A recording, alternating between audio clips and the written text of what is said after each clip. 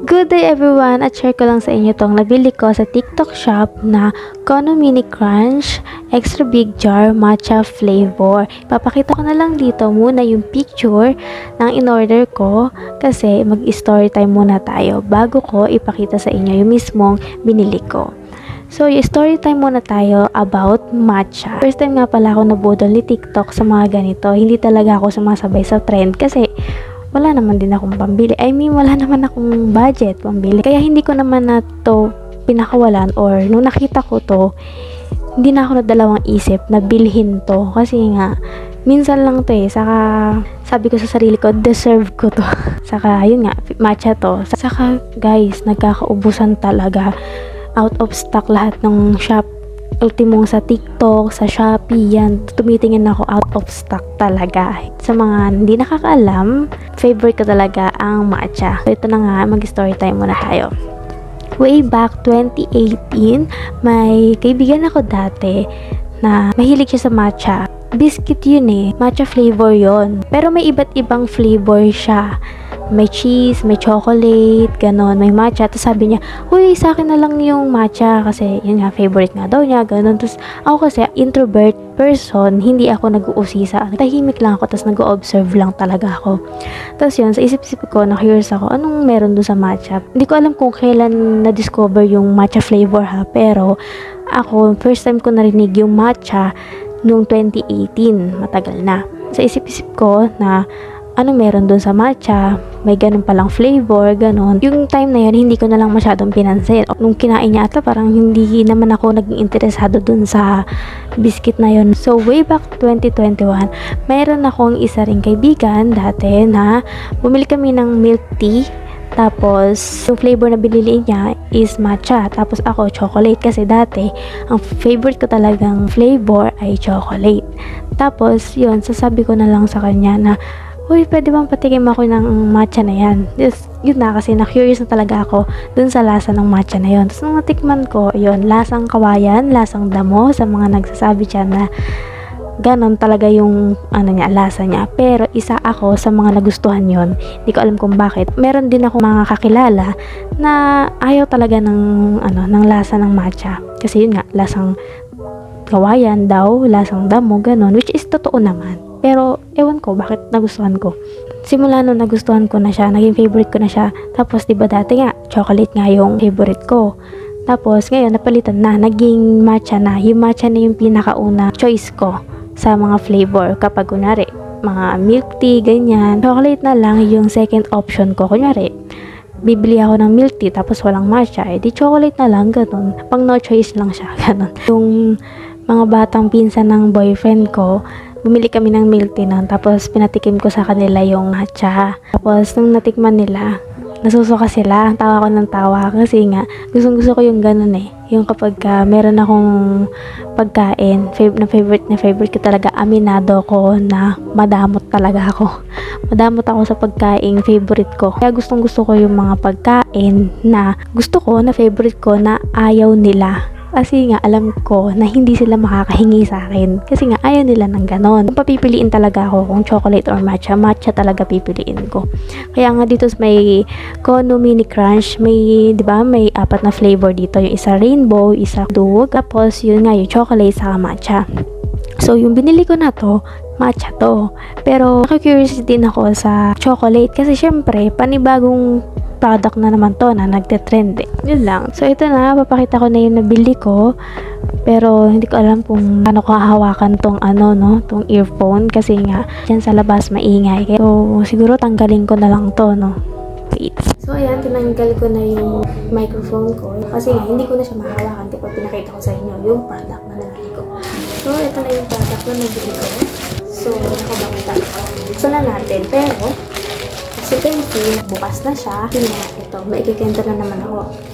Mahaba na naman yung vlog na to, no? Kasi lagi akong maraming dala. Kasi nga, nung in-order ko to, kunyari, ngayon, dumating tong order na to. Tapos, mga isang araw na lumipas, or 2 araw, may dumating na naman sa akin na parcel. Ganito din. Tapos sabi ng papa ko, uy, may order ka. 168 lang. Ganun kasi 168 yung pagkabili ko dito. Tapos, nung kinuha niya dun sa rider, yung parcel ko, ganito yung itsura. Sabi ko, tingnan sa akin yan eh. Yung order ko na yan. Nandito na yan sa akin. Sabi ko, soli mo yan. Hindi naman ka ako dalawa yung in-order ko. Isa lang. Ayun, sinoli naman. Ito na lang. Okay lang sana kung libre yun. Katanggapin ko kasi baka mamaya match-in yan, di ba? Kaso, gabayad ulit ako. Kaya wala naman na yun sa budget ko. Pero kung meron lang talaga akong budget, baka binayaran ko yun. Baka i-receive ko na yun. Kaso wala talaga. Kaya ako naman ito binuksan kasi nga after no, naisip ko na baka mamaya fake itong dumating sa akin o yung product. Kaya binuksan ko na kaagad. So, nung binuksan ko naman, ayun, tama naman siya.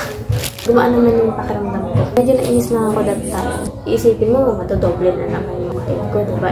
Isa lang naman yung in-order ko. Tapos, tinignan ko din dun sa TikTok shop ko kung baka mamaya na doble yung click ko, naging times 2 pala yung na-order ko, dalawa pala. Pero nung dinouble check ko, ayun, isa lang talaga yung order ko. Kaya nagtaka din ako kung bakit. Kaya nangyari palang ganun, no? Yung madodoble yung order kahit isa lang yung in-order. So yun, papakita ko na sa inyo ito. Bukas naman na siya. Pero hindi ko pa nabubuksan yung mismong product. Hintay ko talaga itong time na to. Nakikita nyo naman, medyo nag-ayos ako. Kasi gusto ko talaga i-vlog to. Kasi nga, first time nga ako naputol ni TikTok. First time kong buhay ng ganito. Saka curious din ako. Ano yun? So, kaya yun. Sana natin. Ayan, dami ko nang data. Habang nagdalaga ako, nabubuksan na.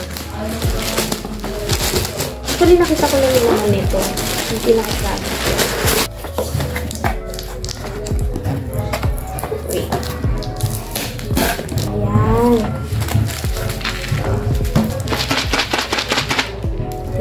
Ang lutong. Crunchy talaga. Hate talaga dito. Hindi ako nag-electric fan kasi nga sayang sa kuryente. Hindi ako magugulibuo po. So, nari sa ano ha. Sorry sa ingay. Kasi maingay talaga sa labas. Kasi malapit lang kami dito sa plaza. Ay, by the way, nandito nga pala ako sa bahay ng boyfriend ko. Ang bahay kasi nila, malapit lang sa plaza. Kapit bahay lang nila yung barangay. Kaya yun. Eh, dun kasi sa amin, tahimik doon. Kaya nga lang, wala akong privacy. Gusto ko kasi pag nag-vlog ako, pag-isa lang ako, ayoko nang nakarinig, ayoko nang nanonood, gano'n. Kasi di ako makapag-concentrate. Eh, dun sa amin, malito yung bahay namin eh. Ito na lang ako nag-vlog. Kasi yung jowa ko, sa labas naman. So, yung family niya, nasa Ilocos. Kami ng dalawa dito. Ang ingay! Hindi talaga sa labas. Kaya sana, maririnig kita ko dito. Ulit ko lang guys, at narado ko yung pinto. Ayan, kumuha na rin ako ng kutsara saka gunte kasi nahihirapan na ako magbukas eh. Saka kutsara para mamaya pag nabuksan talaga natin, matikman na natin. Ayoko na mag-comment, syempre. So, buksan na natin. Buti tumahinig naman na. Ay, parang nag-ano siya oh. Nag-click siya ng konti. Nung dumating pala sa akin ito,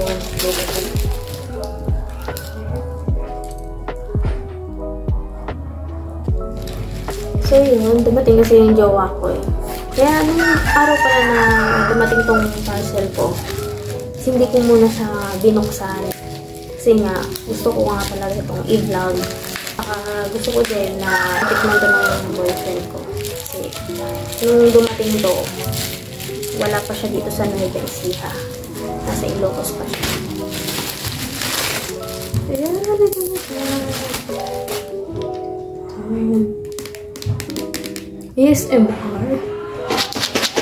Oh, narinig niyo yun. Buksan natin. Ito na.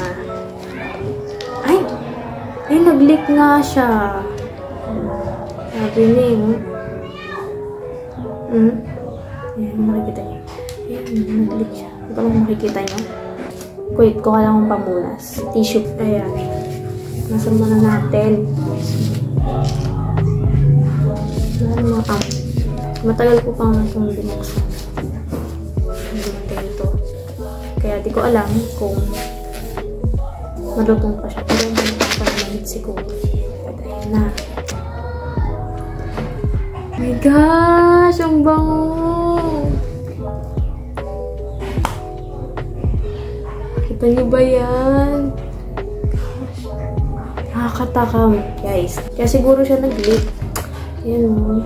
Kasi naka-ano to eh, nakatumbang pag naka-sign na ganun eh. Stay lang siya ganun. Anyway, papakita ko sa inyo ng ito lang. Ayan guys. Naririnig nyo ba? Naririnig nyo na ba? Kala mo talaga hindi pa narinig kanina. Eh, no? Ayan, pakita ko lang sa inyo ng close-up siya. Ayan. Ayan. O, diba? Tingnan nyo naman. Oh my gosh. Sarap, guys. Ang sarap matcha. So, kunin na natin yung kutsara. Ayan. Tingnan nyo.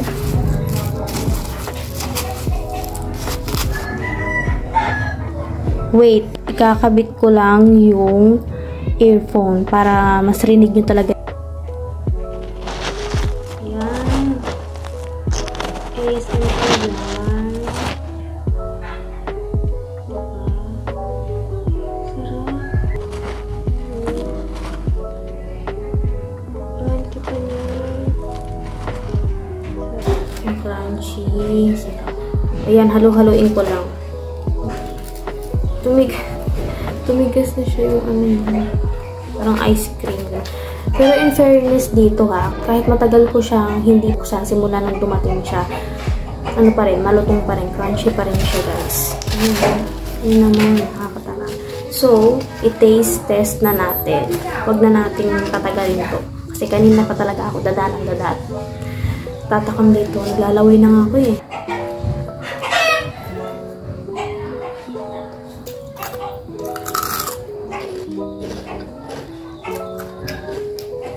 Ang sarap guys!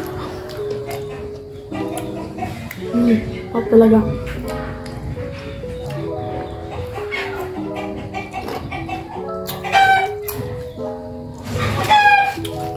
I-ASMR natin to. Wait.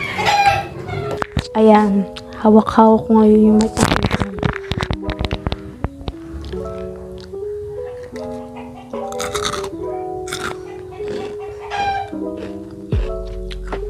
Diba? Ang lutong pa rin niya. Ang sarap. Yun lang talaga masasabi ko. Sobrang sarap. Papabili ulit ako nito kapag meron na akong budget. Extra big jar talaga yung binili ko eh. Bibili na ako ng chocolate. Gusto ko rin matry yung chocolate eh. Pero ngayon, papatikin muna natin sa boyfriend ko kung magugustuhan niya. Kasi sa milk tea din, bibili ako ng matcha milk tea. Pinapatikin ko din siya. Nasasarapan naman siya. Hindi naman siya katulad ng iba na ayaw ng matcha. Patikin na natin. Ang pagkakaalam ko, pinost ko lang saglit para tingnan yung boyfriend ko kung ano yung ginagawa niya. Pero umanta na naman yung pagkalutang ko kasi na-play ko pala. Hanggang sa umabot ng 10 minutes na nakaplay yung video, kinat ko lang. Tapos bumalik na ako at inayos ko na yung itsura ko kasi ipi-play ko na yung video. Then magugulat ako dyan kung bakit nakaplay. Tinanong ko pa yung boyfriend ko kung siya nagplay na pagbintangan ko pa ng very light. Ay, maga. Pinlay mo pala to, mahal? Yeah. Eh, ba't naka-play? Ewan ko sa'yo, hindi ko pinlay. Baliw. Yan, ipapatikim na natin. Naligo pa yeo. Siyempre. Ligo pa para daw mabango siya. Hindi naman siya maaamoy sa video. So, yun na nga. Wait lang! Oo. Tikman mo na. Tikman natin ito. Ba't di mainit? Mapaliw. Eh na, malutong pa rin niya. Ba't may bawang dito? Hindi bawang. Bawang daw yung itim na yun, guys. Hindi bawang So, yan. Ako, guys. Dami na. Ano? Sarap? Sarap. Mapapaisa pa. Ah, sige, isa pa. Creamy? Sarap. Ay, ang dami na yan. Tira mo ako. Mas marami ka pa nakain na kaya sa akin na. Ako, konti-konti lang. Bakit dito na makakain? Maghahaponan na kasi kami, guys. So, yun, guys. Sabi na, masarap daw. May lasa daw. Lasang bitin. Hindi ko alam kung mapapanis ba to kasi syempre, sinubo-subo na namin. Ako kasi, sa merienda, mga ganito. Gusto ko nagtatagal siya, kaya matipid akong kumain. So, mga ilang araw pa bago ko maubos, gano'n. Kasi tinitipid-tipid ko nga. Kasi syempre, wala naman akong budget pa, diba? Pero syempre, kung mayaman ako or marami akong budget, why not isang ganito? Isang upuan lang talaga, guys. Baka maubos ko kahit yung dalawang ganito pa na chocolate or tatlo, ganyan. Pero syempre, wala pa akong budget, kaya gusto ko tipid-tipid muna. Pero, hindi ko alam kung mapapanis pa to. Sarap na sarap siya. Sabi ko sa inyo eh, hindi siya yung isa sa mga ayaw ng matcha. Gusto niya talaga. Nahawa na rin siya sa akin. Kasi naging favorite niya na rin yung matcha. Pero bibili ko na yung milk tea. Kunyari, tig-isa kami. So, bibili ako ng matcha. Tapos siya bibili ng chocolate para parehas namin nga titikman yung chocolate sa matcha. Siyempre, sa iba't ibang milk tea shop, eh, iba-iba rin naman yung timpla ng mga titinda. Kaya, share na lang kami dun sa dalawang flavor na yun. Bumili lang siya ng ulam namin. Ngayon, nag-guard niya yun sa akin kasi ako naman natatawa ako sa sarili ko. Pag bibili ako ng mga merienda, kunyari, kape, ganyan, kape, biskit, tinapay, mga ganito. Katulad ng mga yan, kape. Example na ng kape. Greatest show yung flavor ko. Hindi na ko yung expiration. Talog-log ko, ay matagal pa naman, saka ko na to iinumin, saka ko na to bubuksan, saka ko na to kakainin. Kasi matagal pa naman. Tapos hindi ko namamalayan. Lapit na palang ma-expired. Or yung iba, expired na pala. Sabi niya sa akin, ano hintayin pa kasing ma-expired yung pagkain mo eh. Saka mo kakainin, ganyan-ganyan. Tapos pag expired na, binibigay mo sa amin. Pero minsan, hindi ko na binibigay sa kanila. Minsan kinakain ko na or katulad ng kape, iniinom ko pa din kahit expired na. Kasi syempre, nanghihinayang ako eh. Ako kasi sa pagkain, matipid ako. Bibili ako ng ganito, ng noodles, gano'n, mga baked mga spaghetti. Diba may mga nabibiling gano'n. Tapos, kapag lang ako nag-crave, saka ako lang siya kakainin. Hindi ako katulad ng iba na kapag binili, tapos pag uwi sa bahay, kakainin na agad yung gano'n. Hindi ako gano'n. Itipid ko siya. Tapos pagka lang ako nag-crave or pag nagutom ako, pagka no choice na, yung mga gano'n, pagka pecha de peligro na, gano'n, saka ako lang siya kakainin. Kaya napag-aabutan ako ng expiration date. So, ayun lang. Hanggang dito na lang po yung video kasi masyado nang mahaba. Ito lang naman yung vlog ko eh, diba? So, yun. Happy shopping! Bye!